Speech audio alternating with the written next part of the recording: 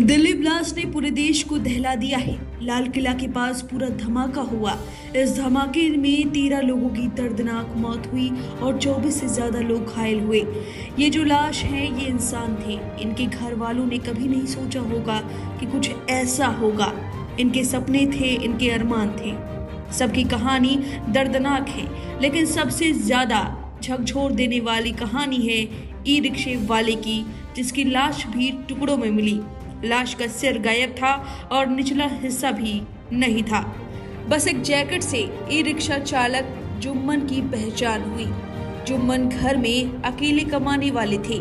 E rickshaw चालक अपने 10 साल के बेटे की अच्छी पढ़ाई के लिए खूब मेहनत करते थे। उनकी पत्नी विकलांग हैं।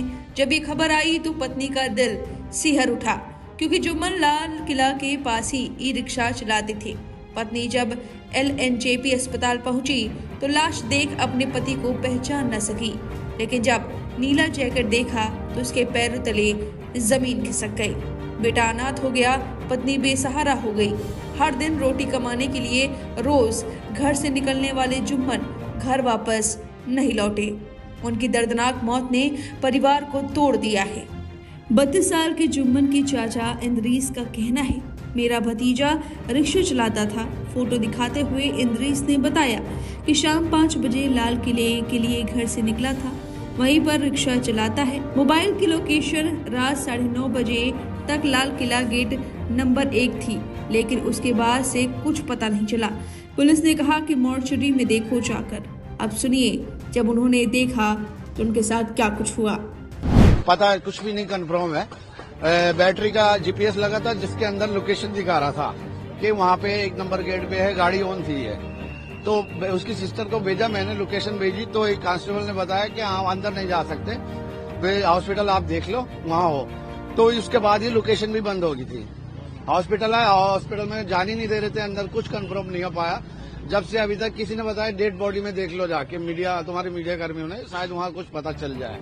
तो यहाँ भी कुछ कंफर्म नहीं हो पाया। तो बंदा कहाँ गया? क्या लिस्ट जो आई है, लिस्ट के नाम उसमें चेक कर लिया, लिस्ट में कोई नाम नहीं है। हाँ जी, वहाँ दोबारा जाने की कोशिश करी जहाँ से लास्ट वहाँ जाने की कोशिश करी तो वहाँ पे मतलब कुछ कंफर्म नहीं हो पाया। वो अभी एक बंदा गया वहाँ पे, बोला गाड़ी नहीं दिख रही है। कुछ पर्दा वहाँ पे लगा रखा है, पर्दा टाइप का। और भी बैटरी रिक्शे वाले हैं जो जल गए हैं, जो घायल हुए हैं। हाँ, परिचित थे वो सब, उनसे बात हुई जो वहाँ रिक्शा चलाते थे। उनसे बोले देखा था इसको 6:30 पे देखा था, ऐसे 6 बजे देखा था। उनसे भी कंफर्म करा, बोले हाँ देखा था इसको, इधर गया ऐसे लास्ट टाइम देखा था। ये उन्होंने 6 बजे बताया था, 6 साढ़े 5 पे बताया था कि यहीं पे था ये। क्योंकि एक्चुअली जो वो पार्किंग है वहीं से मतलब टूरिस्ट वगैरह आते हैं, सवारी ढोता है। आप कहाँ रहते हैं? जी, शास्त्री पार्क में रहते हैं। इनका नाम, उम्र कितनी? इनका 32 उम्र है। इनका नाम जुम्मन है जी, जुम्मन। सर आपसे कैसे है? जी, मेरा ये भतीजा ही है। मैंने ही शादी कराई, मैंने पाला है। मतलब सिस्टर वगैरह मेरे साथ ही रहते हैं। वो आपकी सिस्टर ही थी जो अभी गुजरे हैं? हाँ, वो उसकी घर वाली थी। अच्छा। अभी वो थोड़ा BP आई है। रास्ते जब बंदा उसका पति नहीं मिल रहा तो गुस्सा तो करेगी आप लोगों से। अब उसे पता नहीं, मीडिया कर्मी तो काम होता है, चलो कंफर्म हो जाए, तुम्हारे द्वारा मिल जाए। जी, शादी को हो गए 15 साल, 12 साल हो गए, 10-12 साल। पुलिस प्रशासन ने किसी से बताया क्या, कुछ कोऑपरेट किया है कि क्या कह रहे हैं? कोऑपरेट तो यही कर रहे हैं कि मतलब आप देखो, हॉस्पिटल देखो जाके, मुर्दा घर में देखो जाके, और जो चांदनी चौक वो थाना है वहाँ पे कंप्लेंट दर्ज कराई है। अभी देखते हैं क्या रिजल्ट निकलता है, मतलब कुछ पता लग जाए कोई। लास्ट आपको जो लोकेशन दिखा रहे थे, आपने लास्ट जी लोकेशन ट्रैक की है कि वो वहीं पे कहीं पास में थे इंसिडेंट जहाँ पे हुआ? हाँ जी, लोकेशन है ना GPS की, हमने दिखाया ना, बंद GPS दिखा रहा है, उसकी गाड़ी नंबर भी है उसके अंदर। वो वहीं पे थी? जी। कंफर्म है कि हो सकता है कि लास्ट में ही कहीं वो? हाँ जी। गाड़ी भी नहीं मिली है। जी, जुम्मन। अब इस पूरे ब्लास्ट पर सपा नेता अबू आसमी का गुस्सा फूटा है। सुनिए उन्होंने क्या कुछ कहा। नहीं, दिल्ली कैपिटल है। कोई दिल्ली कोई एक जो है ना, कोई कस्बा नहीं है।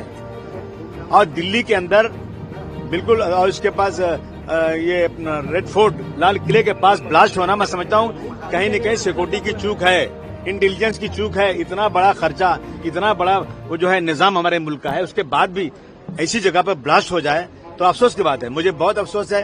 उन परिवार के साथ हमारी पूरी सहानुभूति है, परंतु जिन लोगों ने ब्लास्ट किया, इंक्वायरी करके उन्हें फांसी के फंदे पर 6 महीने में चढ़ा देना चाहिए, परंतु झूठ नहीं पकड़ना चाहिए। जिस तरह से मुंबई के ट्रेन के ब्लास्ट में 187 लोग मारे गए, परंतु आज तक किसी को सजा नहीं हुई। इसमें जो पकड़े गए थे, झूठ मूठ पकड़ के आपने डाल दिया अंदर।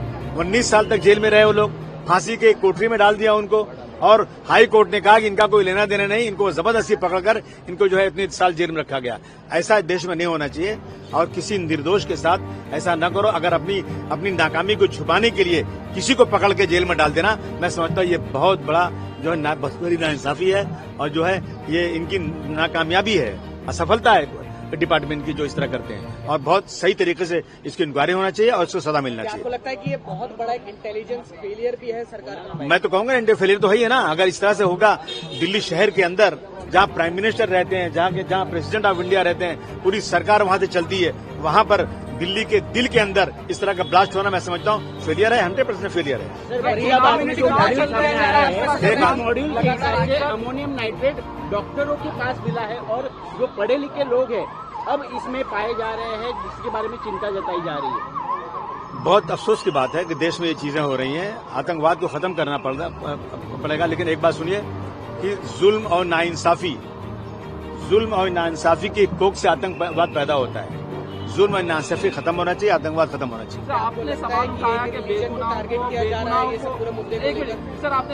बेगुनाहों को पकड़ा जाता है और उनको सजा दी जाती है। आपके साथ भी इसी तरह से हुआ था, क्या कहना चाहेंगे? जी हाँ, मुझे पकड़ा गया था। मेरा कोई लेना देना नहीं था, मैं जानता भी नहीं था। 1 साल तक जेल में रहा। वो तो मेरे पास पैसे थे, मेरे घर वालों ने मेहनत किया, सुप्रीम कोर्ट में गए, भारतवर्ष के सबसे बड़े बड़े वकीलों को खड़ा किया, तो मैं 1 साल मुझे लगे अपने बेगुनाही को साबित करने के लिए। मेरा केस चला नहीं था कि विटनेस कोई फेल हो गया हो या ऐसा कुछ हो गया। इन्होंने जिस बेस पे मुझे पकड़ा था वो कुछ था ही नहीं, बेसलेस बातें थी। और 19 साल तक 12 लोगों को जेल में रखा गया और 12 के 12 बेगुनाह थे, ये साबित हो गया।